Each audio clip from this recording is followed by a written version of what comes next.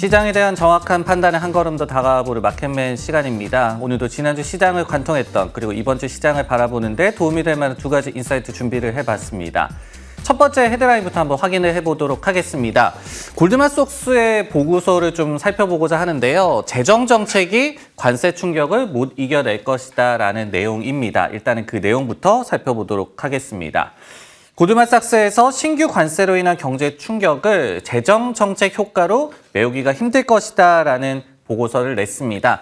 그러면서 이유를 세 가지로 꼽고 있었는데요. 첫 번째는 이제 타이밍입니다. 현재 논의 중인 재정 패키지, 감세 등을 포함을 하겠죠. 그런데 이것이 관세 시행 전에 효력이 발생하기 힘들 것이다 라는 점을 들고 있었습니다. 한 7월에서 8월 정도 돼야 재정 패키지가 이제 효력을 발생시킬 것으로 예상되기 때문이겠죠. 두 번째는 재정 정책의 본질을 한번 생각을 해볼 수가 있을 것 같습니다.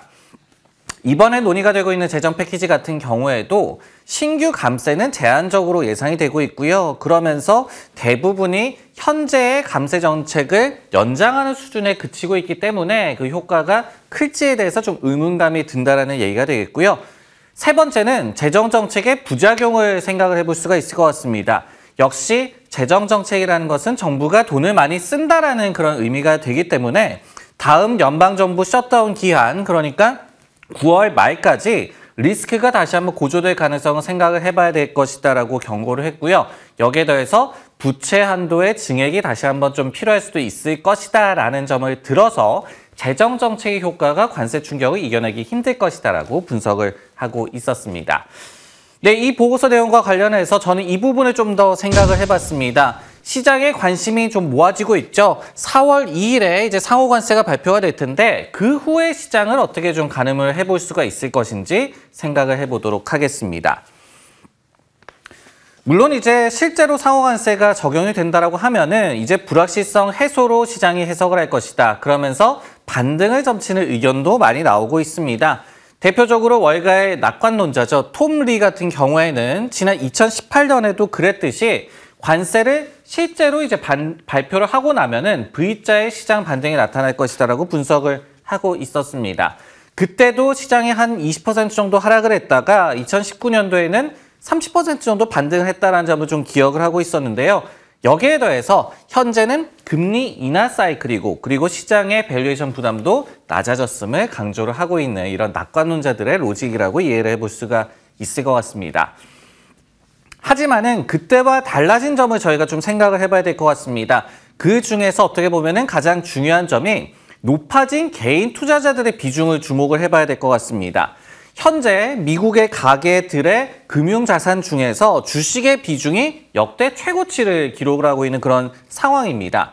닷컴 버블 때도 이 수치가 40%가 안 됐었는데요. 현재는 45%에 육박하는 가계들의 금융자산이 주식으로 지금 쏠려 있는 상황입니다. 근데 잘 아시듯이 개인들은 특히 M7 종목을 많이 보유를 하고 있죠. 그러다 보니까 이렇게 관세 공포가 나타났을 때 M7 위주의 급락이 나타났다. 이렇게 해석을 해볼 수가 있을 것 같습니다. 그런데 그러다 보니까 이제 소비 심리와 증시 간의 연관성이 그 어느 때보다 높아진 상황이라고 또 정리를 해볼 수가 있을 것 같습니다. 통상 약세장은 경기 침체를 동반한다라고 저희가 알고 있는데요. 그래서 지금도 침체 가능성은 좀 낮기 때문에 약세장이 올 가능성은 전문가들이 낮게 보고 있습니다.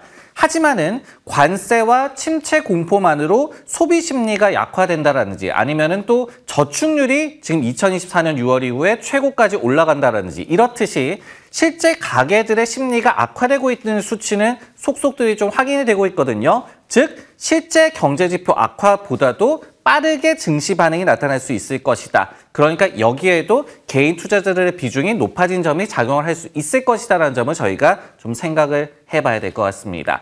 첫 힌트가 바로 이제 4월 4일에 이날 3월 고용보고서가 발표가 되는데요. 신규 고용이 10만 명 미만으로 나온다든지 이렇게 좀 충격적인 수치가 나온다라고 한다면은 증시에도 부담으로 좀 작용할 수 있을 것 같고요. 실제로 뱅크 오브 아메리카 같은 기관에서는 4월 2일보다 4월 4일이 더 중요하다라고 여기고 있는 만큼 이렇게 또 실물 경기 체감과 증시 간의 연관관계를 계속해서 좀 잘 살펴야 될 것 같습니다. 네, 이렇게 시장 전체와 관련된 얘기를 해봤고요. 이번에는 섹터 관련한 얘기로 넘어가 보도록 하겠습니다.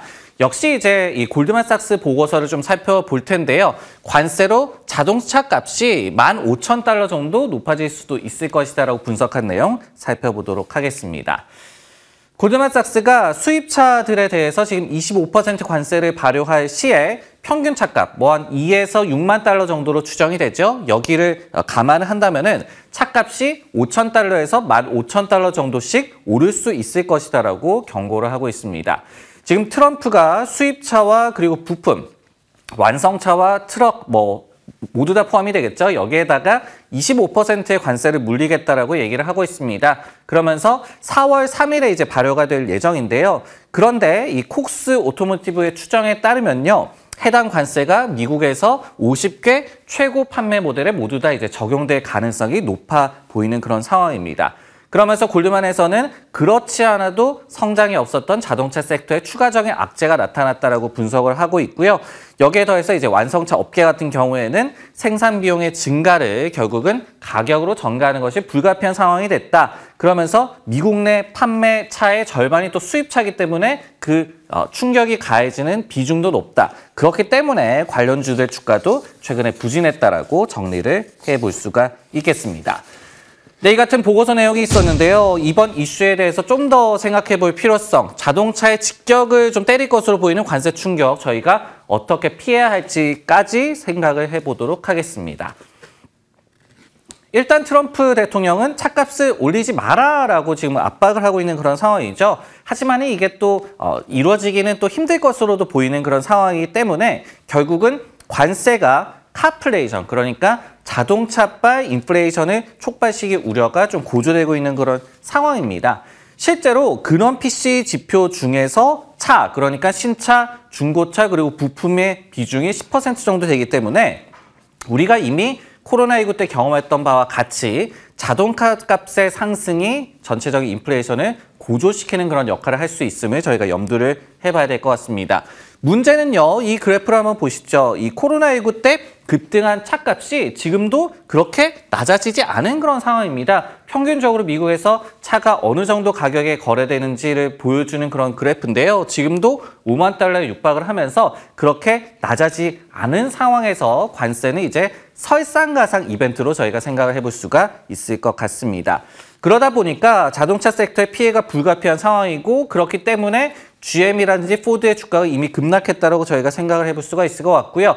이들이 역시 캐나다나 멕시코에서 생산을 많이 하고 있기 때문에 이들 국가에 대한 관세보다는 낮지만 여전히 악재라고 인정을 할 수밖에 없는 상황이다라고 보여집니다. 그러면 이를 피해갈 수 있는 대안이 있을까요? 부품 유통업체가 좀 각광을 받고 있는 것 같습니다. 예를 들어 오토존이라든지 그리고 오라일리 오토모티브 같은 기업들이 지금 신고가를 기록을 하고 있는 상황인데요. 왜냐면은 신차 가격이 너무 높아져서 신차를 안 사게 되면은 계속해서 유지 보수를 해야 하는 그런 수요가 늘어나기 마련이죠. 그러다 보니까 이렇게 자동차 관련 용품을 파는 리테일러들이 시장에서 좀 주목을 받고 있는 그런 상황입니다. 오토존 같은 경우에는 올해도 주가가 18% 정도 올랐고요. 그리고 코로나19 때도 각광을 받은 이후에 꾸준히 주가가 상승을 해서 지난 2020년 말 대비해서는 무려 3배 이상으로 주가가 상승한 상황이다라는 점까지 체크를 하시면 좋을 것 같습니다. 이들 종목의 좀 트렌드 그리고 특징을 한번 살펴봤더니요. 역시 경기 침체에 불리하고, 그리고 기술주 위주로 증시가 불을 뿜을 때는 역시 불리한 그런 상황들이 나왔습니다. 하지만 지금과 같이 특수한 상황 같은 경우에서는요. 잠시 불안을 피해갈 수 있는 그런 대안으로 작용할 수 있다는 점까지 공부를 해보시면 좋을 것 같습니다. 마켓맨 오늘 준비한 내용 여기까지고요. 저는 다음 주에 다시 돌아오겠습니다.